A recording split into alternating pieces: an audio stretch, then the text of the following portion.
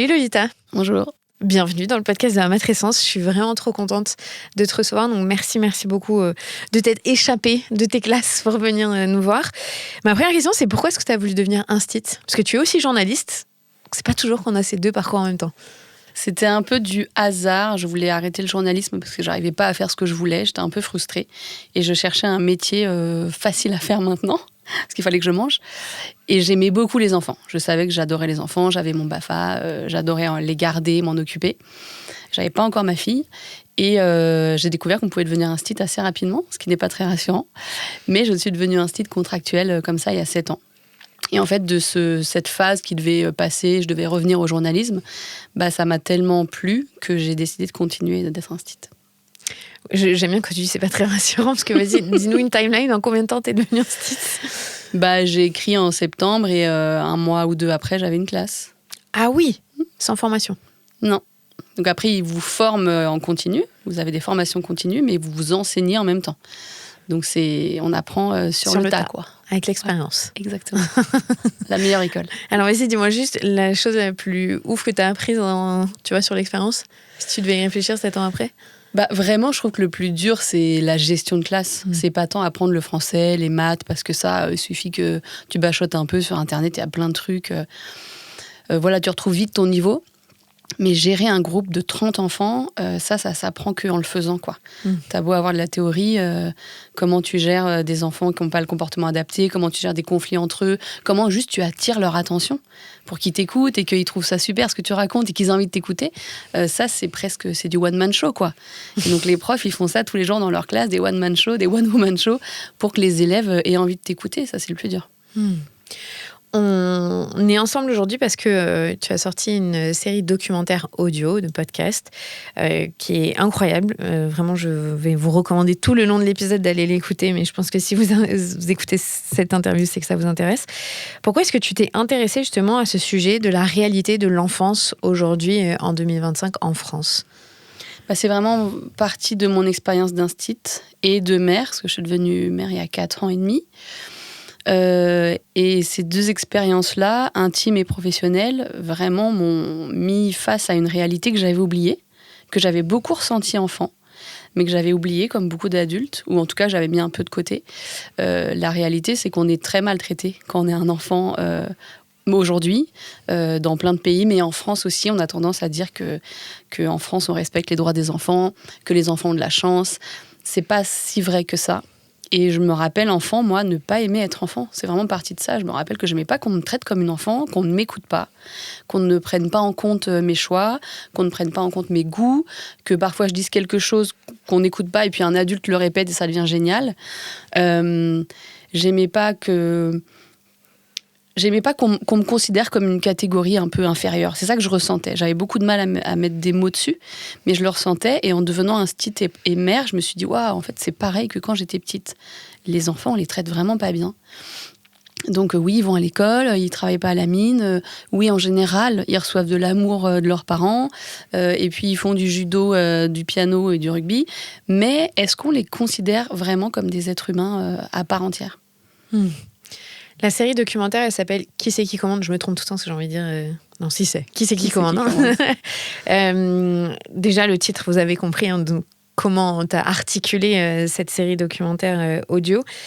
Qu'est-ce qui t'a le plus surprise en enregistrant ? Parce que tu es un peu partie sillonner la France pour donner la parole aux enfants et à d'autres personnes, on va le voir après.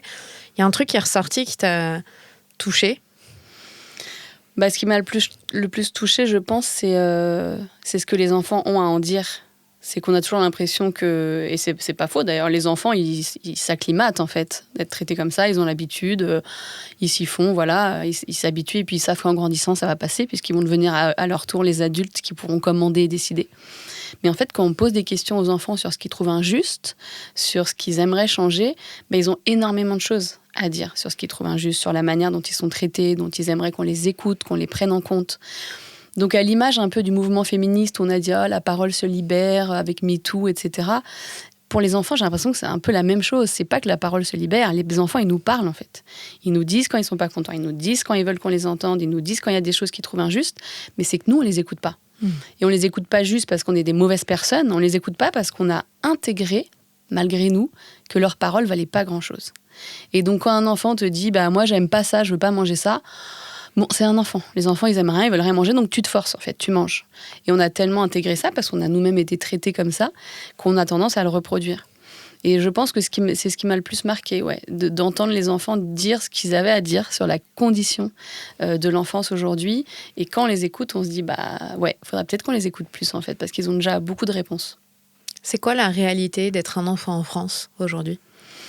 Alors, il y a énormément de réalités, parce que, encore une fois, pour faire un parallèle avec le féminisme, il n'y a pas une condition de femme en France comme il n'y a pas une condition d'enfant. Donc, les enfants ont des vies très différentes. Entre les enfants qui vivent à la rue, il y en a encore 3000 en France aujourd'hui, les enfants qui ne mangent pas à leur faim tous les jours, les enfants qui ne sont pas blancs, qui subissent plus de discrimination, qui sont moins considérés comme des enfants que les enfants blancs. Et puis les enfants qui sont ultra privilégiés, qui ont des moyens, qui ont des familles où tout le monde s'occupe d'eux. Donc voilà, on ne peut pas dire qu'il y a une seule enfance. En revanche, la manière dont les enfants sont regardés et traités, c'est quelque chose qu'ils ont en commun. Et donc, le fait juste de ne pas être entendu et pas être considéré comme une personne à part entière, dans tes choix, dans ce que tu ressens, dans ce que tu veux, dans ce avec quoi tu n'es pas d'accord, ça, pour le coup, tous les enfants le vivent. Je ne sais pas si j'ai répondu à ta question. Non, si, c'est intéressant parce que c'est même plutôt flippant de se dire que c'est un trait commun de ne pas se sentir entendu, de se sentir considéré comme inférieur, peu importe ta classe sociale, ton statut, ta couleur de peau. En fait, notre société en tant que telle, on a du mal à voir les enfants comme des êtres humains à part entière. Mais parce qu'on a tendance à confondre le fait d'être terminé, entre guillemets, et encore, on sait que le cerveau humain, il a fini de se construire à 25 ans, donc c'est quand même très tard. On est un adulte légalement bien avant 25 ans. Donc on confond cette idée d'être terminé physiquement, son cerveau, son corps, etc., d'avoir grandi, avec le fait d'avoir le droit d'être considéré. Et souvent, je fais le parallèle avec les personnes handicapées, adultes, qui sont très mal considérées, très mal prises en compte dans notre société, mais on aurait du mal à dire, en fait, cette personne-là, parce qu'elle n'a pas une capacité qu'ont les autres, donc voir, entendre ou que sais-je, on ne doit pas la prendre en compte, en fait. Les enfants, c'est pareil. Ils n'ont pas toutes les compétences qu'on a adultes, et encore, on peut dire que les adultes n'ont pas tous les mêmes compétences. Mais ça, c'est une excuse, une raison qu'on va utiliser pour ne pas les entendre. Et c'est complètement... injuste, discriminatoire, et en plus, ça ne respecte pas les droits des enfants. Donc, il y a, tu vas sûrement en parler, mais de la Convention internationale des droits de l'enfant qui a été écrite et signée par quasiment tous les pays du monde en 1989. Donc, moi, j'avais 2 ans pour dire que ça date. Dans cette convention, il y a déjà toutes les bases qui sont posées. Et un des articles, c'est « Les enfants doivent être entendus et leur décision doit être respectée et incluse dans la décision finale pour tout ce qui les concerne. » Donc, ce qu'ils mangent, où ils vivent, ce qu'ils apprennent à l'école, tout ce qui les concerne, les enfants devraient être consultés et entendus. On en est extrêmement loin en France aujourd'hui. Tu sais, en écoutant tes podcasts, donc tu parles beaucoup de cette convention, je me suis souvenu que j'avais jamais acheté la déclaration pour la lire à ma fille. Et du coup, je suis allée l'acheter à la librairie avec elle. Et on a commencé à lire pour qu'elle sache, parce que tu expliques dans l'épisode que dans ta classe, par exemple, les enfants, ils savent pas ce que c'est leur droit. Et tu les interroges, c'est très mignon, parce qu'ils disent des choses qui sont complètement déconnectées de ce qu'ils ont réellement droit en tant qu'être humain. Je demande souvent aux élèves dans mes classes, mais dès que je rencontre des enfants, est-ce que vous connaissez les droits des enfants ? Vous savez ce que c'est ? Et les enfants ignorent totalement leurs droits, dont le principal qui est de ne pas être violenté, qui est quand même un droit important que toute personne a. Donc si on est violenté en tant qu'adulte, même les animaux, on peut porter plainte, attaquer en justice, faire en sorte d'être protégé. Les enfants, ce droit-là n'est même pas respecté, et quand ils sont violentés, ils n'ont rien pour se défendre. Donc parler des droits des enfants aux enfants, c'est déjà leur donner un pouvoir de s'exprimer. Donc de dire dans sa famille, tu sais que t'as pas le droit de me taper, papa, maman, vous n'avez pas le droit de me crier dessus, vous n'avez pas le droit de me dire des mots blessants, voilà. Donc donner ce pouvoir-là aux enfants, ça implique qu'en tant qu'adulte, on se remette un peu en question, qu'on accepte d'avoir un peu moins de pouvoir sur les enfants. Mais ça va dans le sens d'une égalité, quoi. Et donc parler des droits de l'enfant aux enfants, c'est Déjà, c'est un des droits qui est dans la Convention aussi. C'est les droits. Les enfants doivent être informés de leurs droits, doivent les connaître pour pouvoir les utiliser, pour pouvoir se défendre s'il y a besoin et pour pouvoir reconnaître quand il y a une situation d'injustice. Je ne dis pas qu'il suffit d'informer les enfants pour que toutes les violences s'arrêtent, qu'ils ne subissent plus rien, mais je suis persuadée qu'un enfant qui vit des violences ne le vivra pas pareil s'il pense que c'est l'adulte qui est défaillant, c'est l'adulte qui agit mal, que s'il pense que c'est de sa faute à lui, que c'est un méchant garçon, une méchante fille qui mérite, voilà. Tout le long de l'écoute des épisodes, moi, je te l'ai dit en aparté, mais j'ai la boule au ventre. Et évidemment, j'ai pleuré. Parce que c'est dur à écouter les témoignages, soit des enfants, soit de la réalité des chiffres, soit de comment on les abîme, en fait. Parfois, sans s'en rendre compte, je suis pas en train de culpabiliser tout le monde. Et je trouve ça hyper touchant quand tu leur donnes la parole et que tu leur expliques ce que c'est leur droit, justement, et que, en fait, là, d'un coup, ils s'autorisent aussi à dire oui, on n'aime pas quand les adultes ils nous crient dessus. C'est comme si au départ, j'avais la sensation qu'ils n'osaient pas tout à fait dire. Une fois que tu poses le cadre et tu dis mais en fait, vous n'avez pas le droit de subir ça, ils sont en capacité de dire oui, en fait, c'est vrai, c'est pas bien quand on nous fait ça. Parce que tu as des enfants au début que tu interroges qui disent on a le droit de nous taper, enfin, c'est normal, qui sont un peu dans ce déni. C'est surtout le discours qu'on leur tient. C'est-à-dire que les enfants, non seulement on les violente, mais en plus on leur dit que c'est à cause d'eux. C'est parce qu'ils ont été méchants, ils n'ont pas obéi, c'est parce qu'on s'est énervé. Parce qu'ils ne nous ont pas écoutés, donc on s'est énervé, donc on a frappé.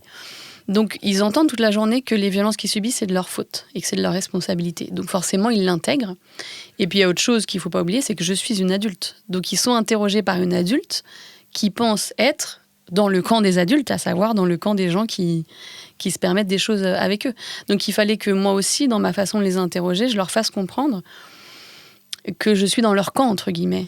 Et être dans leur camp, c'est leur dire, en fait, vous n'avez pas le droit de subir ça, et c'est nous les adultes qui déconnons, quoi. Et donc, une fois qu'on dit aux enfants qu'ils n'ont pas le droit de subir ça, les choses sortent. Parce qu'il y a beaucoup d'enfants qui sont persuadés qu'on n'a pas le droit de les taper, sauf s'ils font des grosses bêtises. Dans ce cas-là, à partir de ce moment-là, les enfants, tout est grosse bêtise. Renverser un verre, c'est une grosse bêtise. Dire un gros mot, c'est une grosse bêtise. Manger des bonbons en cachette, c'est une grosse bêtise. Donc moi, j'ai entendu beaucoup de mes élèves justifier les violences qu'ils avaient reçues par la bêtise qu'ils avaient faite. Donc une fois qu'on dit aux enfants, jamais, même si tu fais la plus grosse bêtise de la vie, une énorme bêtise, même si tu dis les plus gros mots de la terre, personne n'a le droit de te taper. Et donc là, ça déplace la chose. Ils disent, alors dans ce cas-là, ils racontent. Dans ce cas-là, moi je prends des baffes, moi me défesser, moi, si c'est pas de ma faute, alors c'est que c'est eux, c'est que c'est leur problème à eux, aux adultes. Et moi, ça, c'est quelque chose que je veux que les enfants intègrent. Et c'est surtout pas pour culpabiliser les parents, parce que je suis persuadée qu'on va jamais bouger en tant que société si on se culpabilise soi-même, parce que je pense que la plupart des parents font vraiment du mieux qu'ils peuvent. Donc c'est pas pour culpabiliser les parents, mais c'est pour remettre les choses à l'endroit. On peut déconner en tant qu'adulte, on peut mal faire, on peut se tromper, on peut ne plus en pouvoir exploser, ça nous arrive à tous et toutes, mais surtout, la responsabilité ne revient pas aux enfants. C'est à nous, adultes, de travailler sur nos traumas, sur nos blessures, sur notre éducation, sur nos émotions, sur ce qui fait qu'on n'arrive pas à contrôler notre colère. Parce que c'est ce que je raconte dans le podcast, de la colère et de la frustration, on en a envers des collègues, notre conjoint, nos parents, nos amis. Est-ce qu'on les frappe ? Est-ce qu'on les enferme dans leur chambre ? Est-ce qu'on les insulte comme ça, là ? Est-ce qu'on les menace ? Non, on le fait pas. C'est pas parce qu'on n'en a pas envie, c'est parce qu'on sait que c'est interdit et qu'on sait que ces adultes-là, ils peuvent se défendre. Donc se défendre physiquement ou aller porter plainte. Si on se permet ça avec les enfants, c'est parce qu'on sait qu'ils vont rien faire. On sait qu'ils vont pas se défendre, on sait qu'ils peuvent pas aller porter plainte. Et je le sais parce que, et c'est ce que je raconte dans le podcast encore une fois, je m'inclus dans ces adultes défaillants. À aucun moment je dis moi je fais tout bien et vous êtes d'horribles adultes. Je m'inclus, je suis mère de famille, je suis instite devant plein d'enfants tous les jours. Donc évidemment que ma colère elle sort, évidemment que je fais des choses que je devrais pas faire. Mais je trouve qu'il y a une grande différence entre avoir un accès de violence et dire à l'enfant c'est de ta faute si je suis comme ça, ou bien d'un coup exploser et dire à l'enfant par contre là j'aurais pas dû crier, c'est de ma faute, j'ai pas su gérer. Là, la situation, elle va pas parce que moi, je te demande ça, j'attends ça et que voilà. Mais les émotions, là, que j'ai exprimées, c'est que de ma faute, c'est pas de la tienne. Et ça, c'est très, très différent pour moi. Et tu dis aussi que quand tu leur dis ça, tes élèves, il y en a qui vont rapporter à la maison, en fait, t'as pas le droit de me taper, la maîtresse, elle a dit que... Et là, c'est compliqué. Et oui, voilà. Parce que c'est pas les enfants qu'il faut éduquer, c'est les parents. Oui, il y a beaucoup d'enfants, et ça, je trouve ça génial, qui arrivent à la maison à dire à l'école, on a appris que On n'avait pas le droit d'avoir de fessées et de violence. Et donc, il y a des parents qui réagissent très bien, à savoir qu'ils disent « Ah bon, bah, puisque c'est comme ça, on s'est fait avoir, on peut plus, on va trouver autre chose. » Donc, qui sont vraiment à l'écoute de leurs enfants, qui soit ignoraient la loi, soit se disaient que bon, on fait un peu ce qu'on veut, c'est ce que pensent beaucoup de gens, mais qui quand même sont à l'écoute des enfants et se disent « On va trouver d'autres moyens. » Bon, le problème, c'est que souvent, ça se reporte en violence psychologique, donc c'est jamais fini, ces histoires. Mais en tout cas, il y a beaucoup de parents qui sont à l'écoute. Mais il y en a aussi énormément qui sont dans le rejet absolu de ce que l'école peut transmettre comme message aux enfants. Encore une fois, parce que c'est une manière de remettre en question ce qu'eux considèrent comme l'autorité parentale, et donc ils le vivent très très mal. Donc c'est des parents qui vont dire à leurs enfants que la maîtresse, elle ment, que c'est pas vrai, ils font ce qu'ils veulent, et que même s'il y a une loi, qu'est-ce que tu vas faire ? Si t'es pas content, la porte elle est là, tu sors. Je suis ta mère, je fais ce que je veux. Je vais t'en mettre une, on verra si j'ai pas le droit de t'en mettre une. Ça, c'est des paroles que les enfants me rapportent le lendemain ou quelques jours après la séance sur les violences. Là, je me dis, ok, les pauvres, quoi. Ils ont eu le courage dans leur famille de se défendre, de dire voilà mes droits. Et les parents les rabrouent encore plus. Parce que je pense que c'est des gens qui ont beaucoup de choses à régler et que c'est pas facile d'être remis en question par ces enfants. Mais je me dis, ils ont loupé quelque chose. C'est jamais trop tard, mais ils ont loupé une occasion d'un coup de recréer un lien avec leur enfant, quoi. Ouais, t'as raison, j'ai pas le droit. Donc on va trouver autre chose. Mais ça, c'est plus possible, quoi. Donc ça, c'est très dur, c'est qu'on peut pas embarquer tous les parents. On aimerait bien, on se dit, c'est la loi, c'est une évidence que les enfants n'ont pas à subir de violence. Mais il y a plein de parents qui sont encore très, très réfractaires à cette loi, qui est très récente, qui date de 2019, la loi qu'on a surnommée anti-fessée. Et donc, avoir culturellement tout le monde, c'est très compliqué, ça prend du temps. Et je suis triste de me dire que c'est peut-être pas cette génération-là, mes élèves, qui vont réussir à changer les choses, mais peut-être que quand eux seront parents, ils vont pas reproduire ça. Il y a même un moment, je te dis que j'ai pleuré plusieurs fois, et il y a un moment qui est dur à entendre, c'est ce petit garçon, je sais pas si c'est dans ta classe ou dans une autre, où il dit moi de toute façon, à force qu'il fasse que me taper ou me gronder, je sais plus, moi je vais me suicider. Mais il a 8 ans, 9 ans. Je trouve ça tellement fou d'avoir ce type de mots qui sort de la bouche d'un enfant. Déjà, comment il connaît ce mot, ce concept, tu vois, c'est cette façon de voir la mort et la souffrance. C'est dur à entendre. Alors, en même temps, ce petit garçon-là, en l'occurrence, est dans une famille où ça parle beaucoup. Donc, je pense que c'est aussi pour ça qu'il a ce vocabulaire-là. Il a ce vocabulaire parce qu'il sait qu'on n'a pas le droit de le violenter. C'est un enfant qui est dans une famille qui parle justement beaucoup de l'interdiction des violences, etc. Donc, il est plutôt privilégié dans son cas.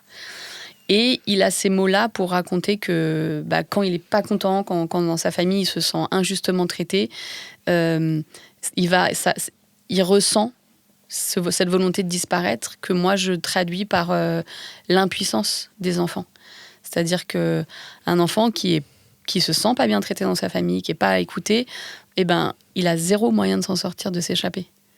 C'est pas comme une femme victime de violence qui peut toujours partir à un moment.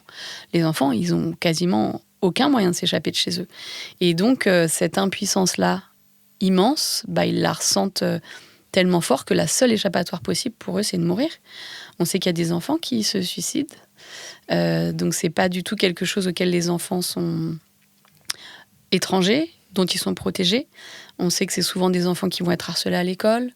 Donc évidemment que les violences que subissent les enfants, c'est des choses très sérieuses. C'est pas des caprices d'enfants, c'est pas quelque chose qui va passer. C'est des choses très profondes. Et les émotions des enfants sont très fortes. Sont d'autant plus fortes qu'ils n'ont pas forcément l'expérience pour relativiser, pour justement se dire il y a un autre endroit possible pour moi. Si dans ma famille ça va pas, je peux toujours me barrer. Non. Donc ces émotions-là, elles doivent être prises vraiment au sérieux. Et c'est pour ça que je pense que c'est important d'entendre les enfants à l'école, ou même dans les clubs de sport, dans les clubs de musique, dans toutes les activités périscolaires. Parce que certains enfants n'ont pas les espaces pour parler chez eux. Donc il faut leur offrir ailleurs. Quand un enfant il te dit ça, toi, comment tu réagis ? Parce que j'imagine dans ta classe, des fois, tu dois avoir des discussions qui sont assez perturbantes. J'ai beaucoup de témoignages de violence dans mes classes. Surtout au moment où je leur apprends que c'est interdit de les frapper. Et la majorité l'ignore. Et donc, c'est souvent ces moments-là où les enfants révèlent les violences qu'ils vivent à la maison. Et à chaque fois, c'est un moment très émouvant où je me retiens de pleurer, parce que je veux pas non plus m'effondrer devant eux, mais c'est un moment où je me rends compte de ce que vivent les enfants, quoi. Et à chaque fois, chaque année, c'est la même chose, chaque année, ça me fait un choc de me dire, mais je les imagine chez eux, donc coincés, avec des personnes qu'ils aiment, parce qu'ils aiment leurs parents souvent, subir ces violences-là. Et je me dis, mais qu'est-ce qu'on inflige aux enfants, d'être dans l'endroit qui devrait être, ou que eux, en tout cas, considèrent comme l'endroit le plus sécure au monde, où il est censé y avoir de l'amour, etc. Et dans cet endroit-là, on leur inflige des violences qui leur font peur. Faut pas oublier qu'on leur fait peur aux enfants, en fait. Et moi, je le vois quand je crie dans les classes. Le visage des enfants change. Ils se tétanisent. Ils me regardent comme ça, avec des grands yeux. Et c'est souvent ça qui me fait redescendre ma colère, d'ailleurs. Je me dis, oh là, je suis en train de leur faire peur. Et on a souvent l'impression que c'est comme ça qu'on éduque les enfants. C'est en leur faisant peur. Et que les enfants, ils nous obéissent parce qu'ils ont peur. Et c'est vrai. Je veux dire, quelqu'un qui a peur, il obéit. C'est logique. Il a peur pour sa vie, pour son intégrité physique, il va obéir. Mais il a en lui, cet enfant-là, la peur de vous, qui êtes sa maman, son papa, son éducateur, sa maîtresse. Est-ce que c'est ce rapport-là qu'on veut instaurer avec nos enfants ? Ce rapport de peur. Donc déjà, il ne faut pas oublier ça, que pour nous, c'est un petit cri comme ça, ou c'est une petite fessée comme ça. Pour eux, c'est quelque chose d'extrêmement traumatisant. On s'en rend pas compte parce que souvent, quand on grandit, on dit « Oh, moi j'ai reçu des fessées, ça m'a pas tué.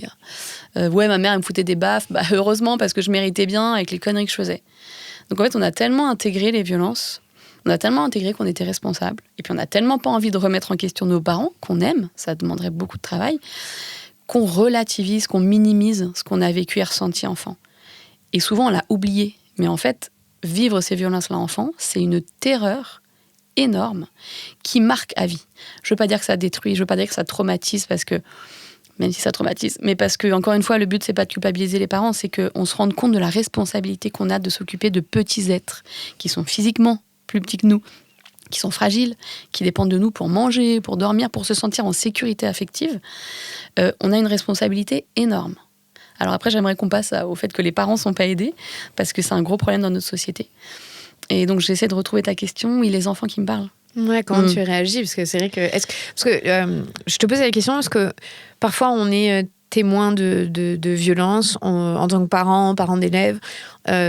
Mais en fait, on peut signaler. Parce que vous avez un dispositif dans les écoles. Ah oui, dans les faits, il y a l'école est le premier lieu où on signale les violences faites aux enfants. Donc c'est une très bonne nouvelle et c'est normal. Mais en vrai, tout est sous-signalé. C'est-à-dire qu'on a tellement de cas d'enfants qui vivent des violences qu'on ne peut pas signaler 80% des classes. C'est pas possible. Et dans les faits, c'est le cas. 80% des enfants vivent des violences à la maison. Évidemment, il y a des degrés. Et c'est ce que je dis dans le podcast aussi, c'est que entre eux, j'ai pris une fessée un jour par mon père qui était fatigué, mais ça arrive tous les 6 mois, où je me prends des torgnoles toute la journée, en fait. Dès qu'il y a un truc qui va pas, c'est différent dans la manière de le vivre de l'enfant. Mais quand même, ça dit quelque chose de nous, en tant que société, que les enfants soient massivement violentés par les gens qui sont censés prendre soin d'eux, encore une fois. Donc moi, la réaction que j'ai auprès de mes élèves, c'est déjà, je montre mon émotion. C'est-à-dire que je montre que moi, adulte, ça me fait de la peine qu'ils vivent ça. Pour qu'ils comprennent que c'est pas normal, pour qu'ils comprennent que c'est sérieux, que c'est pas de leur faute. Donc vraiment, je suis pas du tout froide. Ah oui, toi t'es tapé, toi qu'est-ce que tu reçois ? J'essaie de rester connectée à mes émotions pour que eux le ressentent. Et pour que eux restent connectés à ce qu'ils ressentent. Parce qu'on sait bien que des enfants violentés, ils vont dissocier. Ils vont dissocier, c'est-à-dire qu'ils vont séparer, ils vont mettre au loin leurs affects parce que c'est trop dur d'avoir peur, d'être triste, d'être en colère. Donc, ils vont souvent devenir un peu insensibles. Donc, j'essaie de les reconnecter à ça. Et puis, je leur dis très vite que c'est interdit. Et je demande aux enfants qui le veulent de voir leurs parents. Parce qu'encore une fois, moi, je signale les faits graves. Parce que je sais très bien qu'un enfant qui a une fessée, ça va donner lieu à rien, et c'est même pas forcément souhaitable. Donc, moi, souvent, je demande aux enfants qui a besoin que je parle à vos parents, parce que c'est peut-être dur pour vous de dire que vous voulez pas de bisous sur la bouche. On entend beaucoup ça aussi, des enfants qui sont embrassés sur la bouche par les parents, et qui le vivent pas bien, et qui n'ont pas envie, ça les dégoûte, les parents n'écoutent pas les enfants. Donc, je leur propose de voir les parents. Et puis pour les faits les plus graves, évidemment, je vais recevoir les parents, on fait un signalement si besoin. Mais déjà, écouter tout ce qu'ils ont à dire, c'est parfois la première fois qu'ils en parlent. T'as une sacrée responsabilité, mine de rien. Bah, c'est un peu ça le problème, c'est qu'on a une énorme responsabilité en tant que prof et qu'on n'est pas du tout formé pour repérer les enfants victimes, pour recueillir leurs paroles et pour savoir comment agir. Donc il y a encore beaucoup de profs qui pensent que c'est pas à eux de faire les signalements, alors que le code pénal dit que toute personne qui reçoit une suspicion de violence ou un témoignage de violence doit signaler pour protéger. C'est même un délit de ne pas le faire. Et les profs pensent souvent que c'est à la direction. Donc souvent, ils disent à la direction, voilà, j'ai entendu ça. Et puis les choses se perdent, quoi. Ça se perd entre les messages, les mails, les machins, et puis rien n'est fait. Donc on a une énorme responsabilité. On n'est pas du tout soutenu. Parce qu'il faut savoir qu'on est quand même très proche des parents. On les voit à la sortie, on les voit le matin, on fait des sorties scolaires avec eux. Donc on est dans une position très difficile. Donc moi, je plaide énormément à la fois pour que les profs soient formés, parce que c'est indispensable. On passe 6 heures par jour avec nos élèves. On voit les choses, on sent les choses, donc on doit être formés. Mais je plaide aussi pour que des médecins et des infirmières, en tout cas des soignants, interviennent dans toutes les écoles, dans toutes les classes, tous les ans. Il faudrait que les enfants voient un médecin ou une infirmière scolaire tous les ans, et que cette personne leur pose la question, comment ça va à la maison ? Comment ça va à l'école ? Est-ce que quelqu'un t'embête ? Est-ce qu'il y a des gens qui te font peur ? Est-ce qu'il y a des gens qui te font du mal ? Toutes ces questions-là qu'on n'a parfois pas le temps de poser aux enfants et qu'on ne leur pose jamais. Et moi, je m'en suis rendu compte quand j'étais enceinte. J'ai vu une sage-femme à 8 mois, 7 mois, 8 mois de grossesse, qui m'a dit « Est-ce que vous avez déjà subi des violences ?» Donc j'avais 33 ans. C'est la première fois qu'un soignant me pose la question « Est-ce que j'ai subi des violences ?» Je me dis « C'est fou, en 33 ans qu'on m'ait jamais posé la question ?» En tant qu'enfant, en tant que jeune femme, en tant que femme. Et ça, je trouve ça gravissime que ce soit pas fait aujourd'hui, parce qu'en vrai, ce serait pas très compliqué à faire. Ce serait pas très cher à mettre en place. Et c'est indispensable pour protéger les enfants des violences. Ouais, mais ça demandera derrière des conséquences et c'est ça qu'ils n'ont pas envie de gérer. C'est ça, les multiples signalements. Tu parles tout au long des épisodes avec pas seulement des enfants, avec sociologues, avec magistrats, avec des défenseurs des droits. Et donc, notamment, ce que tu abordais juste avant, ce soutien à la parentalité, qui est quasi inexistant. Tu as été voir des groupes de parole aussi, de parents qui disent « Oui, ben, on veut bien sortir de la violence, mais on fait comment, en fait ? On ne nous aide pas. » Et c'est ce qu'elle dit, la rapporteure des droits, c'est qu'il y a un moment, ça passera que par ça, en fait. On ne peut pas punir les parents en permanence, il faut leur expliquer comment on fait différemment. Comment t'expliques, comment elle explique qu'on a passé une loi en 2019 et il ne s'est rien passé derrière ? C'est vraiment le problème, c'est que la loi n'a pas du tout été accompagnée d'un grand plan d'aide à la parentalité, de protection des enfants. Rien n'a été fait. On a juste dit, ah oui, au fait, c'est interdit de taper. Donc culturellement, ça fait des décennies qu'on tape. C'est interdit, par contre, débrouillez-vous. Et c'est ce que dit donc la défenseure des droits, Claire Hédon. Elle dit très bien, en fait, l'aide à la parentalité, c'est pas un droit pour les parents, c'est un droit pour les enfants. Que tes parents soient aidés pour ne pas te violenter, pour avoir du relais, pour avoir des soignants à qui s'adresser si tu galères dans ta parentalité. Donc c'est vraiment un droit des enfants. Et donc ça, c'est pas du tout mis en place dans notre pays. Et donc là, ce qui est super, c'est d'avoir les exemples des pays de l'Europe du Nord, comme la Suède, la Finlande, le Danemark, où déjà il y a des congés parentaux d'1 an, voire 1 an et demi en Suède, équitablement répartis entre les 2 parents. Des congés parentaux qui donc te laissent le temps de t'occuper de ton enfant, de te reposer, de vraiment te consacrer à ton enfant la première année. Et puis ensuite, c'est des pays où on ne travaille pas jusqu'à 20h. Et donc, tu sors du boulot à 16h, 17h grand max. D'ailleurs, si tu as des enfants et que tu sors plus tard du boulot, les gens te regardent comme ça, mais tu t'occupes pas de tes enfants. Donc, il y en a qui vont dire que c'est l'effet inverse et que si tu n'as pas envie de t'occuper de tes enfants tout le temps, on va te traiter de mauvais parents, etc. Bon, le fait est qu'à un moment, si tu fais des enfants, ils ont besoin de toi. Je suis persuadée que moi, je suis pour l'alloparentalité, à savoir qu'il y a plein de gens qui s'occupent des enfants. Les tantes, les oncles, les cousins, les grands-parents. Mais il faut que les enfants soient vraiment entourés d'amour. Et donc, dans ces pays-là, on te donne des horaires... Enfin, tout le système du travail professionnel permet aux parents d'être là pour leurs enfants. Et donc, j'ai reçu le message d'une mère qui vit au Danemark, une Française, qui m'a dit « Mais c'est quoi votre problème en France avec le bain des enfants ? Il faut les baigner tous les jours. » Elle dit donc, vous rentrez à 18h, 19h du boulot, il faut baigner les enfants, faire les devoirs, les faire manger, faire un câlin et les coucher. Mais comment vous pétez pas un câble ? Je dis, on pète des câbles en fait. Tout le monde pète des câbles parce que ce n'est pas tenable. Et ce qui est insupportable, c'est qu'on a fait croire aux parents que c'était ça qu'il fallait faire. Et que si tu fais pas ça, t'es un mauvais parent. Surtout aux mères en plus. Surtout aux mères, évidemment. Ouais, d'accord. Non, les pères, ils rentrent à 21h. Non, et puis s'ils ratent un truc, c'est pas grave. Et puis c'est pas grave. Hein. S'ils accompagnent leur enfant une fois dans la semaine, c'est déjà bien. Donc on a fait croire aux femmes que pour être une bonne mère, il fallait finir tard son boulot, avoir le temps de faire les courses, à manger, les devoirs, le bain, et tout ça sans s'énerver, sans crier, sans être violente. Bon, spoiler alerte, ce n'est pas possible. Ça ne marche pas. Ça ne marche pas, c'est même impossible. Donc en fait, c'est ce que j'essaie de montrer avec le podcast, c'est pas juste dire les pauvres enfants, les méchants adultes, c'est toute la société fait en sorte, pas de manière consciente, mais ne fait pas en sorte que les enfants ne vivent pas de violence. En mettant des adultes dans des situations impossibles, de fatigue, de travail, de surcharge, de s'occuper d'enfants, qui est quand même le métier le plus dur au monde, enfin, de s'occuper de gens vulnérables en général. Et donc, en mettant les adultes dans ces positions impossibles, on expose les enfants aux violences, évidemment. Et moi, quand j'entends les parents et les mères, hein, parce que dans ce groupe de parentalité, il y avait globalement 90% de mères, comme d'habitude, qui se questionnent beaucoup plus sur leur parentalité. Quand ces femmes-là disent « moi, je veux, hein. Je veux ne pas la taper, je veux ne jamais crier, mais impossible. Le matin, il faut que je l'amène à 8h30. À 32, le portail est fermé. Faut que je m'occupe des 3 enfants, que je me prépare, que je me... » Comment je ne crie pas? Comment je ne m'énerve pas? Comment je ne deviens pas folle, en fait? Je te dis ça, moi, tous les matins, je deviens folle avec ma fille. J'en ai qu'une, hein. Voilà, médaille, statue même. Tout ça pour dire que c'est pas juste une question de se remettre en question personnellement, ce serait trop facile. C'est vraiment de faire en sorte que le système change. Et là, je vois la convention citoyenne sur le changement des rythmes scolaires, c'est génial. Changeons les rythmes scolaires, mais changeons les horaires de travail des adultes aussi. Changeons la place qu'on laisse aux enfants dans la rue, dans la société. Est-ce qu'ils ont le droit de crier?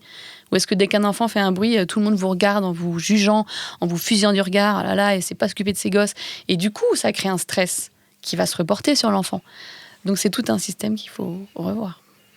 Ouais, pour l'instant, on n'est pas encore en marche pour changer ça, parce qu'il y a une tendance très forte en France qui prend place de No Kids et cette façon de tourner le débat. En plus, je t'en parle un peu au début, où on a dit les enfants sont insupportables, il faut qu'ils aillent dans leur chambre, il faut qu'ils disparaissent en fait, et il faut les mater. L'éducation à la française, en grande majorité, c'est très vertical, et c'est de dire les enfants nous dérangent maintenant, c'est comme ça, c'est pas autrement.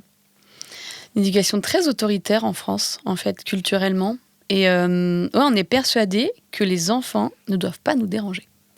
Et c'est un truc très largement partagé, je dirais à gauche comme à droite, hein, c'est pas forcément des sensibilités, c'est quelque chose de très largement partagé, que les enfants ne doivent pas prendre trop de place, on ne doit pas les écouter. Enfin, moi, combien de fois j'ai entendu, c'est un enfant, tu vas pas l'écouter quand même. Si, justement. Ça veut pas dire qu'elle a toujours raison ou que je vais faire exactement ce qu'elle veut, mais bien sûr que je vais l'écouter. Mais déjà, moi je le dis beaucoup quand je fais un peu des conseils en parentalité, déjà, tout simplement parce que les choses se passent beaucoup mieux quand on écoute les enfants. Ils font moins de crises, ils se sentent écoutés, respectés, donc ils vont être beaucoup plus dans la collaboration avec vous. Écoute, là j'ai entendu que tu n'avais pas faim, machin, je sais que tu veux un dessert, ok. Donc on va dire, tu manges 2 cuillères de ça, et après le dessert, parce que c'est important pour que tu grandisses, machin. C'est pas pareil que de dire à l'enfant, tu finis ton assiette, sinon pas de dessert. Dans les faits, c'est un peu la même chose. C'est-à-dire qu'on veut que l'enfant mange un peu pour avoir le dessert. Mais dans la façon de considérer l'autre, de lui dire, écoute, j'ai entendu ce que tu veux. Pour ton bien, vraiment, je pense que c'est important que tu manges ça. Parce que le sucre, c'est pas super, parce qu'il faut que tu grandisses. Donc, dans la façon de considérer l'autre, la relation va se créer. Et l'enfant, c'est un être humain, hein, c'est un être social. Donc, il veut comme nous que ça se passe bien. Il veut comme nous qu'il n'y ait pas de cris, qu'il n'y ait pas de colère, qu'il n'y ait pas de drame. Donc, on a tout intérêt à écouter les enfants pour que dans notre relation parentale avec eux, ça se passe bien. Qu'on ne soit pas juste dans la verticalité, je décide, tu obéis. Et je le remarque, moi, dans l'éducation que je fais avec ma fille. C'est-à-dire que c'est trop bien. J'ai un terrain avec elle. Je teste des trucs, j'essaye. Je vois ce qui marche. Je ne dis pas que tous les enfants se ressemblent, mais je pense quand même à un être humain qui n'a pas de trouble, attention, qui n'a pas de handicap particulier, qui n'a pas de maladie. Donc, ça, c'est des enfants qui ont peut-être besoin d'un encadrement particulier, d'une aide particulière. Les parents, surtout, ont besoin d'aide. Mais sinon, les enfants, ils ont envie de créer du lien comme nous. Et plus on va en créer avec eux, et plus on va être à leur écoute. Encore une fois, ça ne veut pas dire tout leur céder. Plus ils vont être dans la collaboration, plus ils vont être cool, plus ils vont être détendus, plus ils vont faire ce qu'on attend d'eux, parce qu'ils vont comprendre que ils doivent pas le faire parce que c'est nous qui avons décidé et que c'est eux les enfants, c'est nous les grands, comme souvent on l'entend. T'es petit, je suis grande, je décide. Donc c'est comme ça, c'est pas autrement. C'est comme ça, c'est pas autrement. On a toujours fait comme ça. Voilà, c'est pas les enfants qui décident. C'est moi qui commande. C'est moi qui commande.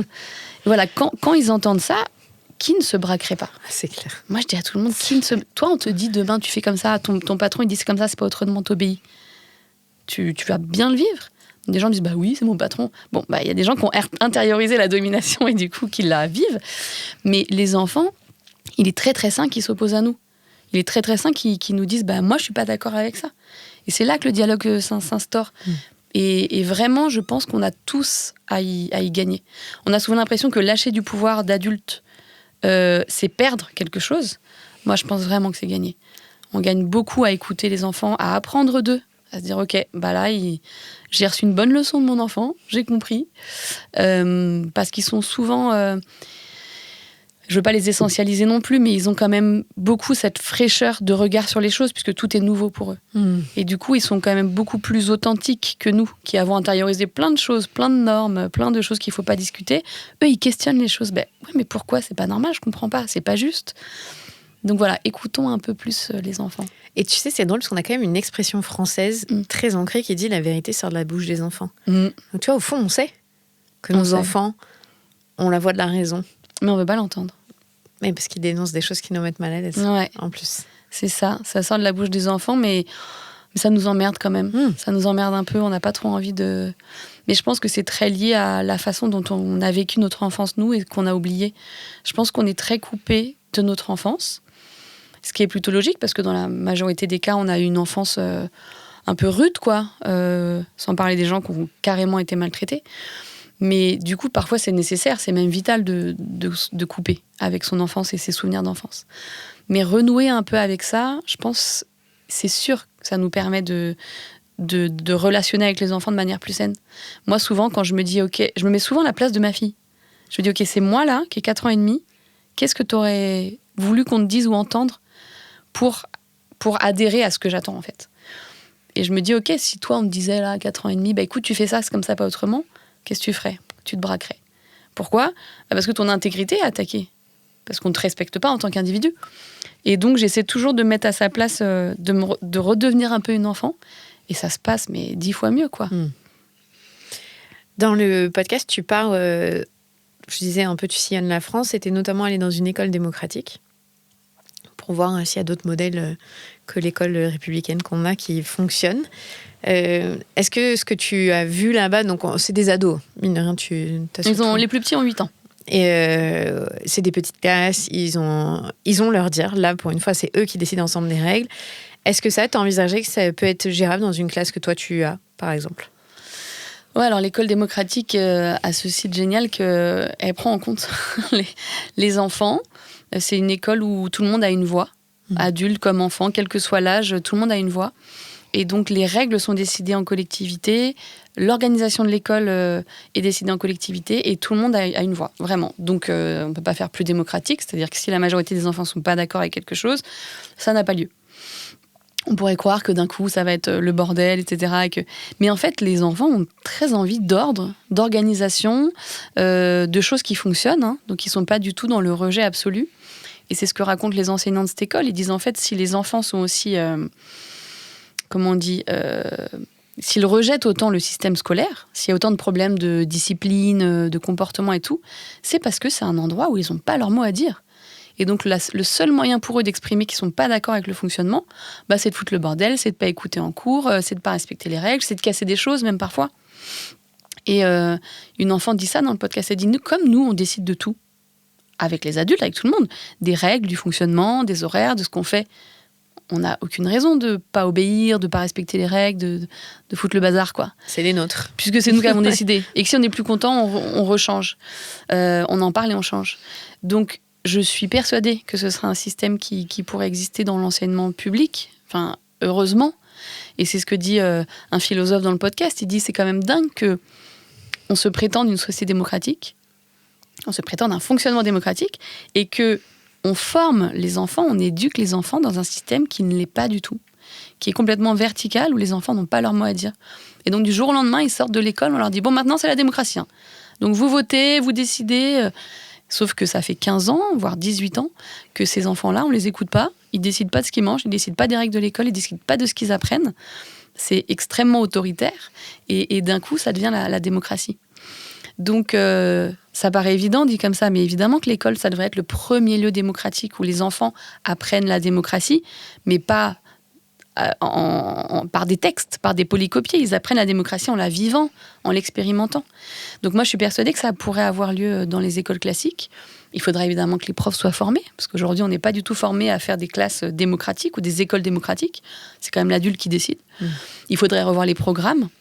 Et encore une fois, revoir les rythmes scolaires et les programmes avec les enfants, ça permettrait qu'en fait, ils adhèrent. Et c'est ce que font beaucoup d'écoles, encore une fois, en Europe du Nord. C'est les programmes, les enseignements théoriques, français, maths, tout ça, le matin. Et l'après-midi, que des enseignements plus physiques, où on participe, où on fait donc des arts, du sport, du théâtre, de la musique, de la couture, même des choses beaucoup plus concrètes. Les enfants adhéreraient beaucoup plus, c'est une évidence.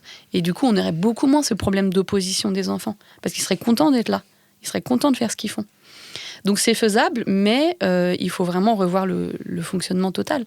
Et moi, vraiment, je plaide pour une école publique accessible à tous, parce que ce qui se passe aujourd'hui en France, c'est pas le sujet du podcast, donc on va aller vite dessus, mais c'est qu'il y a un système à 2 vitesses, avec une école publique qu'on dépouille de ses moyens, il y a plus une thune en gros, et puis les écoles privées qui font payer les parents, c'est le principe, et qui donc ont beaucoup plus de moyens et qui donc attirent ces gens-là. Donc on a une école pour les enfants des familles qui ont de l'argent, et puis les autres qui n'ont pas d'argent, vous vous retrouvez dans le public et bon courage. Et après on se prétend donner les mêmes chances à tout le monde, être une société méritocratique, démocratique, mais le système même ne va pas. Dans le podcast, on t'entend en classe. Et c'est pour ça que tu le dis là tout à l'heure dans notre conversation, que t'es pas parfaite du tout, que tu fais pas tout bien. Et on t'entend à plusieurs reprises dire non, arrête de faire ça. Et en fait, tu expliques que tu passes beaucoup de temps à les contraindre plutôt que d'être dans la relation, à leur apprendre des choses. T'es quel genre de maîtresse? Très bonne question. J'ai le cul entre plusieurs chaises, je pense, comme beaucoup d'instits. C'est qu'à la fois, j'adore la relation aux enfants et j'aimerais être que là-dedans, que dans un truc hyper positif, où tout le monde est content d'être là, où on apprend que des choses trop chouettes. Mais on est soumis au programme. Et donc, on est obligé d'avancer pour avoir fini le programme chaque année. Et donc, parfois, les enfants adhèrent pas, ou ça va trop vite pour eux, ou c'est compliqué. Il y a des enfants qui sont pas disponibles pour les apprentissages, parce qu'ils dorment pas, parce qu'ils mangent pas bien, parce qu'à la maison, il y a des problèmes. Et ces enfants-là, on n'a quasiment pas le temps de s'en occuper, parce qu'il faut vite finir le programme de grammaire et les maths. Et puis après, il y a du sport, et puis après, il y a ça. Et donc, on est dans une course. C'est ça qui est un peu frustrant, c'est que on a beau avoir énormément de bonne volonté et vouloir être la maîtresse la plus cool, la plus empathique, la plus à l'écoute possible. On n'a pas les moyens d'eux. Et donc, moi, je me retrouve à être une maîtresse que j'aime pas, parfois. À crier sur les enfants, à pas avoir le temps de m'occuper d'eux. Des enfants qui me demandent mon attention, je n'ai pas le temps pour leur accorder de l'attention. Donc il faudrait évidemment diminuer le nombre d'élèves par classe. Déjà, commencer par ça. C'est pas possible d'avoir des classes de 30 enfants, surtout les petits. J'ai eu des classes de maternelle de 30 enfants, d'enfants de 4 ans. À quel moment on s'occupe bien d'eux? Alors oui, il y a une ATSEM, heureusement qu'elles sont là. Mais à quel moment on s'occupe bien de 30 enfants à 2 adultes? C'est impossible. Donc je suis pas toujours la maîtresse que j'aimerais. Malgré tout, je continue, donc c'est que j'aime ça. J'aime vraiment la relation aux enfants. Et j'aime vraiment ce qui se tisse pendant une année avec eux. Il se passe parfois des très belles choses, mais on n'a vraiment pas les moyens d'être un adulte exemplaire tout le temps. Malheureusement. C'est dur ça. Qu'est-ce que tu aimerais que les gens qui écoutent cette série documentaire que vous avez réalisée ensemble avec Victoire Toyon, il y a plein d'autres gens, j'ai vu, que les gens retiennent de ça? À quoi est-ce que tu as envie qu'ils servent, ce podcast? J'aimerais vraiment qu'ils fassent bouger le regard sur les enfants. Je pense que c'est le plus important pour moi. Qu'on arrête de penser que les enfants veulent nous la faire à l'envers, en fait. J'ai l'impression qu'on est encore beaucoup là-dedans. On est persuadé que les enfants, ils veulent nous avoir, quoi. Et j'entends beaucoup ça. J'ai beaucoup entendu ça en tant qu'instit, en tant que mère. Ah, il t'a bien eu, elle t'a bien eu. Il a eu ce qu'il voulait, elle a eu ce qu'il voulait. Comme si on était persuadé que les enfants, leur objectif, c'était de nous arnaquer, quoi. Et donc j'aimerais que les gens changent de regard, parce que je suis persuadée que si on regarde les enfants différemment, si on les considère comme des êtres humains qui en fait ont le droit de défendre leur intégrité physique et morale, ont le droit de dire non, ont le droit de nous envoyer chier en fait, ont le droit de nous dire bah là en fait je suis pas d'accord avec toi et je vais pas faire ce que tu me demandes. Si on acceptait que ça c'est une attitude normale d'un enfant, je pense qu'on serait beaucoup moins violent avec eux, beaucoup moins énervé, beaucoup moins excédé, parce qu'on attend tellement des enfants qu'ils soient parfaits, qu'ils écoutent, qu'ils obéissent, qu'ils soient sages, qu'ils mangent qu'on leur donne, qu'ils s'habillent quand on leur dit, qu'ils se lavent, qu'ils se mouchent le nez, qu'ils fassent leurs devoirs. On attend tellement ça des enfants, c'est impossible, clairement, que forcément, quand ils répondent pas à ces attentes, ça nous met hors de nous, parce qu'on se sent impuissant. On se dit, mais je comprends pas, il m'obéit pas, j'ai aucune autorité. J'entends beaucoup d'adultes dire ça. J'ai aucune autorité avec les enfants, mais pourquoi tu veux avoir l'autorité ? Pourquoi tu veux avoir l'autorité ? Alors, il y en a qui vont dire, oui, mais il y a des autorités saines. Oui, bah, appelez ça comme vous voulez, si vous voulez. Mais moi, j'entends souvent, si j'ai pas d'autorité, c'est qu'il va pas m'obéir. Pourquoi on attend des enfants qui nous obéissent ? En fait, à partir du moment où on trouvera ça sain, qu'un enfant ne nous obéisse pas, qu'il se défende, qu'il s'oppose, qu'il soit pas d'accord avec nous, on les traitera beaucoup mieux.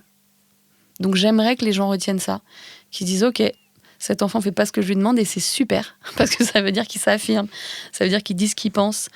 Et ben parfois, on n'aura pas gain de cause. Parfois, cet enfant va pas mettre son manteau. Parce que nous, on a froid, mais lui, il a pas froid. C'est clair, ils ont jamais froid, ils bougent. Ils ont jamais froid. Et tu sais que souvent non, des fois ça m'arrive quand j'en ai trop à la maison, quand ça pleure trop, de dire arrête de pleurer parce que je suis à bout. Mais j'ai le droit de pleurer, c'est toi qui me l'as dit. Oui, c'est vrai, t'as raison. Et tu vois, dans ma tête, je me dis bon, j'arrive pas à gérer, mais au moins elle a bien retenu ce que je lui ai appris, et tant mieux. Elle sait me le dire, et je dis oh, j'ai pas tout perdu. Même quand je fais de la merde, elle est capable de me dire non maman, t'as pas le droit de me dire ça, c'est toi qui me l'as appris. Et tu vois, je me dis, bon, au moins, je sais se défendre. Ouais, moi, j'arrive pas à gérer mes émotions, mais au moins, elle a compris comment on fait. Oui, je pense aussi que les enfants ont besoin de voir nos vulnérabilités. Faut pas essayer de les cacher, en vrai. À un enfant, lui dire, écoute, là, je n'en peux plus, je suis épuisée, là, je vais m'énerver ou je vais pleurer, donc je vais aller dans la chambre, je vais me reposer un petit peu. Tu restes dans le salon, t'es en sécurité, tu t'occupes, je sais pas, ou l'autre parent s'en occupe. Faut aussi montrer aux enfants que parfois, on n'en peut plus et que c'est pas de leur faute. On n'en peut plus parce qu'on est fatigué, parce qu'on a des émotions, parce qu'il nous arrive un truc pas cool, parce qu'au travail, c'est compliqué. Ils peuvent l'entendre, ils le comprennent très bien, les enfants.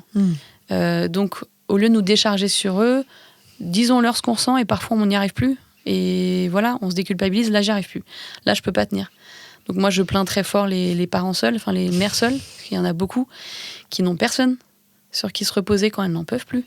Et donc là, je peux pas considérer que c'est pareil cette femme qui a 3 enfants seule tous les jours et qui crie parce qu'elle n'en peut plus, ou un père de famille qui est là tous les 36 du mois et qui met des fessées à ses enfants parce que c'est comme ça, quoi. Donc il faut aider les parents, il faut vraiment soutenir la parentalité avec des moyens de garde, avec pourquoi pas des familles d'accueil. Je suis sûre qu'il y a plein de gens à la retraite qui seraient ravis de s'occuper d'enfants. Voilà, faudrait qu'on soit sûr de qui ils sont, mais voilà, essayons de recréer du lien social aussi avec les enfants. Ils ont besoin d'avoir plein d'adultes qui s'occupent d'eux.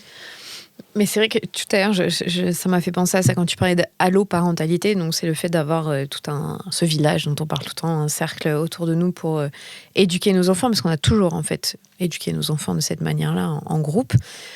Aujourd'hui, j'entends plein de parents qui disent oui, ok, mais avec la pédocriminalité, avec l'inceste, avec le nombre de violences sexuelles qu'il y a intrafamiliales, puisqu'on sait que c'est le berceau des violences, c'est dans la famille proche, on fait comment, en fait ? Comment on fait confiance ? Tu vois, c'est vrai que ça se heurte. Ce besoin de partager en famille, ça se heurte avec la réalité des chiffres, dont tu parles très bien dans les épisodes que je n'ai pas fait écouter à ma fille, ceux-là.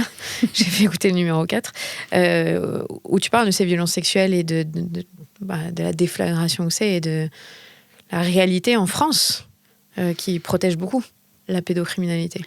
Bah, c'est ça qui est très dur, c'est qu'on se heurte à plein de murs en même temps. Ouais. Et je pense que ce qu'il faut, c'est avancer sur tous les plans en même temps. Et donc, se dire qu'il faut élever les enfants en village, en communauté, compter sur tout le monde, sans oublier de lutter contre la pédocriminalité. Et lutter comment ? En informant les enfants de, si ça t'arrive, c'est pas de ta faute. Si ça t'arrive, c'est l'adulte qui a tort, il faut vraiment en parler. Et si t'en parles à quelqu'un qui te dit, ou qui t'écoute pas, ou qui fait rien, ou qui ne te croit pas, tu cherches quelqu'un d'autre, etc., jusqu'à trouver quelqu'un qui t'aide. Si on accompagnait les agresseurs aussi, Vraiment, si on arrêtait de diaboliser ces gens qui sont quand même très nombreux. Alors, on les diabolise parce que, évidemment, c'est infâme ce qu'ils font. Mais ce que je veux dire, c'est qu'en diabolisant, en créant des monstres, on ne s'attaque pas au problème. Le problème, c'est pourquoi c'est si répandu, la violence sur les enfants. Parce que c'est admis, parce que c'est des gens très bien, comme vous et moi, qui se disent, il y a un enfant à disposition, je vais m'en servir comme je veux. Donc, il faut des grandes campagnes de lutte, il faut des numéros d'appel, d'écoute pour les agresseurs ou pour ceux qui ont envie de passer à l'acte, pour qu'on les aide, qu'on les accompagne, pas en leur foutant la honte, en leur disant, mais vous êtes un monstre, mais justement en disant, ok, vous avez besoin d'aide, on va vous aider, on va vous accompagner. Et donc, en luttant contre les violences faites aux enfants, notamment les violences sexuelles, c'est comme ça qu'on protège les enfants. C'est pas en s'enfermant à 3 dans une grotte, en se disant, on ne sort plus, on ne fait plus rien, parce que dans les faits, il y a plus d'adultes de confiance que d'adultes dangereux. Voilà. Il y a un enfant sur 10 qui est touché, donc c'est énorme. Mais il y a beaucoup plus d'adultes de confiance que d'adultes qui vont agresser les enfants. Donc, il faut avancer sur tous ces terrains-là en même temps. Et toi, tu as fait partie aussi des gens qui, publiquement, ont milité pour que l'éducation à la vie sexuelle et affective soit au cœur de l'école, pour que justement ce soit un endroit où les enfants aient accès à ces informations-là et puissent comprendre ce que c'est leur droit. Et pourtant, encore une fois, ça se heurte dans la société à beaucoup de réticences, on n'a pas enseigné ça à nos enfants. Comment tu l'expliques ? Je l'explique pas. Il y a plusieurs raisons. Je pense que les gens sont très mal informés. Il y a encore beaucoup de désinformation autour de ce qu'on appelle les VARS, l'enseignement à la vie affective, relationnelle et sexuelle. Des gens qui pensent qu'on va parler de sexualité adulte à des enfants de maternelle, qu'on va les inciter à se masturber, qu'on va faire des choses qui vont les traumatiser. Donc c'est vraiment pas le cas. Cet enseignement, ce qu'il veut, c'est militer pour l'égalité filles-garçons, lutter contre les stéréotypes, prévenir les violences, notamment les violences intrafamiliales, mais aussi parler de la diversité des ressentis en termes de genre, de sexualité, en termes de représentation des familles aussi. Donc voilà ce que veut faire cet enseignement, la connaissance du corps évidemment, et puis apprendre ce que c'est le consentement, qui est quand même un mot dont on a beaucoup entendu parler ces dernières années. Apprendre aux enfants ce que c'est et comment le respecter entre enfants, parce qu'il y a aussi beaucoup d'agressions entre enfants. Et donc cet enseignement, il est extrêmement diabolisé par manque d'informations, mais aussi parce qu'il y a des choses qui font peur, notamment les violences sexuelles. Encore une fois, s'il y a autant d'enfants touchés, c'est qu'il y a des familles touchées. Donc ces familles-là, consciemment ou non, elles n'ont pas envie qu'on aborde ces sujets-là à l'école parce que c'est une menace pour le dysfonctionnement familial, évidemment. Et il y a une dernière question qui crée beaucoup de rejet, c'est la question LGBT. Il y a beaucoup de gens qui pensent qu'il ne faut pas parler d'homosexualité aux enfants, de genre, toutes ces questions-là, qu'on va perturber leur construction, qu'ils vont tous vouloir être trans ou bi ou gay dans la seconde. Et donc, c'est quand même, je pense, beaucoup de relents homophobes ou transphobes. Et donc, c'est des familles qui disent on ne parle pas de ça aux enfants. Comme si les enfants allaient découvrir à 18 ans ce que c'est l'homosexualité si eux-mêmes le ressentent. Donc moi, ce que je dis toujours, c'est qu'en fait, les enfants ressentent des choses.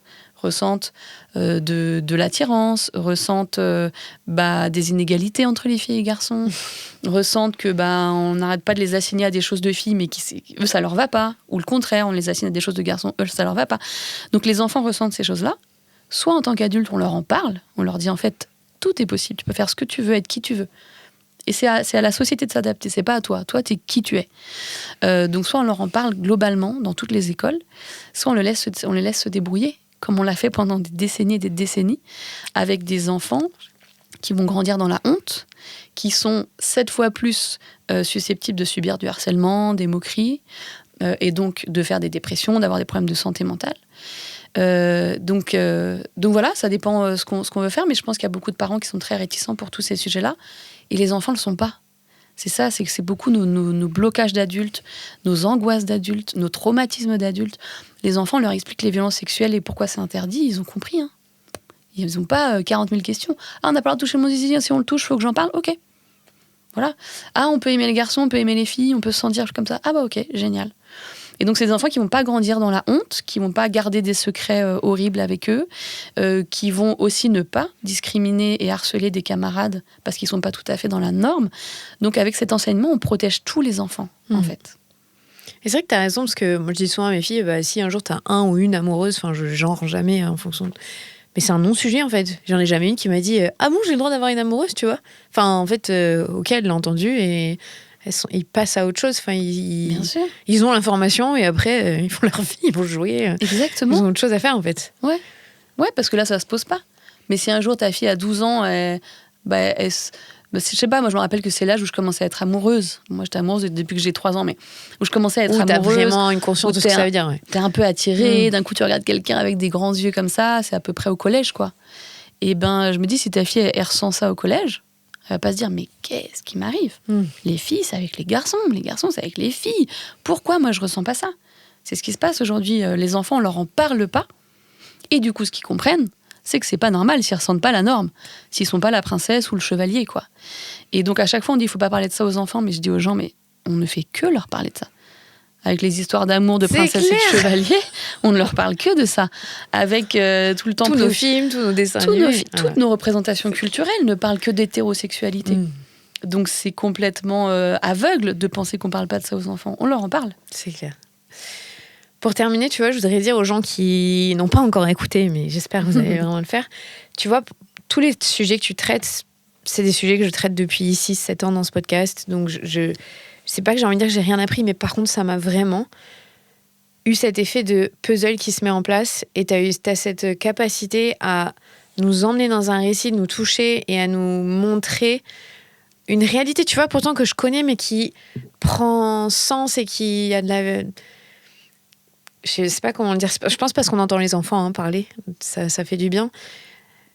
Mais tu ressors pas indemne de l'écoute de cette série, je trouve, de ton podcast. Ça fait plaisir, c'est le meilleur compliment. Parce que je pense que c'est un mot que j'utilise assez peu dans le podcast d'ailleurs. Parce que c'est pas moi qui le fais d'ailleurs, je conceptualise, en tout cas je pose le concept de domination adulte dans les rapports qu'on a aux enfants. Et cette grille de lecture à la fois sociologique, culturelle, philosophique, elle permet de comprendre tout ça. Comme tu dis, ce maillage-là entre les violences, le fait qu'on n'écoute pas les enfants, le fait qu'ils n'aient pas de place dans l'espace public, qu'on ne supporte pas leur bruit, qu'on considère qu'ils doivent être sages et obéir. C'est des petites choses comme ça qui nous titillent. Et d'un coup, quand on chausse ces lunettes-là, vraiment, je fais le parallèle avec le féminisme parce que c'est un bon comparatif, même si tout ne se vaut pas. Quand on chausse ces lunettes-là, on comprend plein de choses. Et d'un coup, on se dit, ah ok, en fait, tout ça relève d'un système, d'une domination d'une catégorie qui sont donc les adultes sur une catégorie qui sont donc les enfants. Et je trouve que cette lecture sociologique, philosophique, elle permet de ne pas se culpabiliser aussi. De ne pas se dire, ah, c'est moi qui ai un problème, c'est moi qui fais bien les choses. Non, en fait, tout le système est organisé pour qu'on domine les enfants. Mais c'est pas une fatalité. En fait, on peut faire autrement. Et c'était un peu l'idée quand même du podcast. C'était pas juste de plomber les gens avec tous ces chiffres et toute cette réalité déprimante. C'est de dire, mais il y a d'autres moyens de faire. En fait, on peut faire mieux en tant que société. Mais on va tous faire mieux ensemble. Donc, il faut déjà qu'on change de regard, qu'on s'informe, qu'on se dise, tiens, je vais écouter les enfants alors que j'ai jamais fait, qu'on se remette en question, qu'on demande de l'argent et des politiques publiques pour aider les parents, pour défendre les enfants, pour protéger les enfants qui sont victimes de violences aussi. Donc c'est vraiment quelque chose de très global. Et je pense qu'être pris dans cette globalité, ça donne de la force et de la joie, parce qu'on le fait pour les enfants, on le fait pour nous. Et ça permet de ne pas rester tétanisé par cette réalité qui est parfois déprimante, mais de se dire, en fait, il y a un combat à mener, il y a quelque chose à chercher. On n'y est pas, on ne va pas y arriver demain. Mais en tout cas, toutes les petites victoires, elles sont à prendre et il faut qu'on le fasse ensemble. Et tout le monde a son rôle à jouer. Tout le monde a sa petite pierre à apporter à l'édifice, quoi. Personne, je pense que c'est vraiment mon objectif, c'est que les gens qui écoutent ce podcast se disent pas « je suis pas un stit, j'ai pas d'enfants, donc ça ne me regarde pas ». Non. Les enfants font partie de notre société, c'est une catégorie de la population. Ils vont grandir, en plus, ils vont devenir des adultes qui vont eux-mêmes exercer cette domination. Donc, on est tous concernés parce qu'on a tous des enfants dans notre entourage. On a tous été des enfants et on peut remettre en question notre enfance. Et puis, on peut tous participer, ne serait-ce que dans la rue, quand on voit un enfant qui n'est pas très bien traité, on peut intervenir sans dire à l'adulte t'es vraiment minable de traiter comme ça les enfants, mais de dire à l'enfant oh là là, ça doit pas être facile de vivre ça, oh là là, ou même juste ce que je fais beaucoup moi, c'est d'aider les parents positivement. Voilà, quand je vois un enfant faire une crise et que je sens qu'il y a un parent qui est au bord de dire oh le pauvre il doit être fatigué, oh là là, d'aider en fait.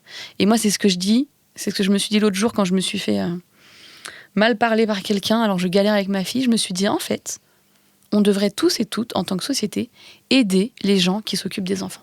Ça devrait être la priorité. Tu vois des gens qui s'occupent d'enfants dans le métro, tu laisses la place. Tu vois des gens qui galèrent avec des enfants dans le supermarché, t'interviens pour aider, distraire l'enfant de sa crise, apporter un peu de joie, proposer de l'aide. Vous avez besoin d'aide ? Ça a l'air compliqué, est-ce que vous avez besoin d'aide ? Juste ça. Plutôt que d'être l'adulte que j'ai été, jugeant, qui regarde mal. On l'a tous été. On l'a tous été. Après, on a des enfants, on fait merde, je n'aime pas comment j'ai été. Ah, c'est horrible, c'est horrible. Bon, on se remet en question. Voilà, au lieu d'être cet adulte qui va juger les parents et leur dire que vous êtes nuls, soit parce que vous mettez vos enfants devant un écran, oh mon Dieu, soit parce que vous leur criez dessus, oh mon Dieu, soit parce que vous les laissez crier dans le train, oh mon Dieu. Voilà, aidons les parents. Ça ne veut pas dire qu'on ne peut pas se parler, en fait. Parlons-nous. Mais je pense qu'on est tous et toutes concernés et qu'il faut vraiment être bienveillants les uns avec les autres. Ça fait un peu nunuche de dire ça, mais bienveillant avec les parents, bienveillant avec les enfants. Et s'il y a un truc qui ne vous va pas dans le comportement d'enfants ou de parents, allez les aider, allez proposer, parler aux gens, en fait, plutôt que de se braquer entre les gens pour les enfants, les gens contre les enfants, les gens qu'en ont pas. Voilà, faisons un peu plus société. Mais tu vois, ce que je pense quand je dis que ça fait puzzle aussi, c'est que tu viens nous amener en tant qu'auditeurs et auditrices à réfléchir à nous en tant qu'enfants. Tu le disais, en fait, parfois je l'ai écouté d'un point de vue d'un enfant et de me dire waouh, c'est vrai que c'est violent en fait quand on est un enfant de ressentir tout ça. Tu vois, je pense que ça t'as vraiment bien réussi à mener le récit pour qu'on se positionne pas en tant que l'adulte oppresseur, mais en tant que moi aussi j'ai été un enfant. Et c'est vrai que tout ce que tu racontes dans une société qui violente les enfants, c'est pas si simple et ça laisse des traces et on n'est pas obligé de faire pareil, on peut faire mieux.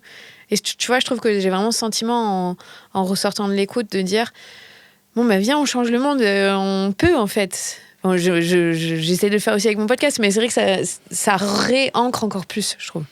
C'est vraiment une des particularités de cette domination adulte, c'est qu'on est tous passés par là. Ouais, c'est vrai. Contrairement au racisme, au sexisme, au validisme, où parfois on ne vivra jamais ce que vivent les populations opprimées, là on a tous été un enfant.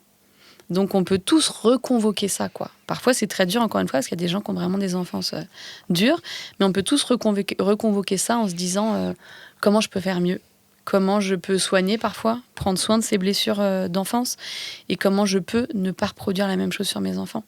Et je suis persuadée que les gens qui traitent bien les enfants sont des gens qui sont restés très connectés à l'enfant qu'ils ont été. Parce que du coup, ils se laissent pas avoir par ce système qui nous dit de dominer les enfants, mais ils se disent, non, moi j'ai été cet enfant, donc je veux pas reproduire ça, je veux pas le traiter pareil. Et ouais, c'est Tal Peter Bromex qui parle de ça, un philosophe, qui parle de conjurer l'oubli. C'est conjurer l'oubli de notre enfance, et que tant qu'on oublie ce qu'on a vécu, on va forcément reproduire à un moment quelque chose. Et plus on va rester connecté à ce qu'on a vécu, et plus on va pouvoir changer la société, finalement. On va y arriver. On va y arriver, j'en suis sûre. Merci beaucoup, Lolita. Merci, Clémentine.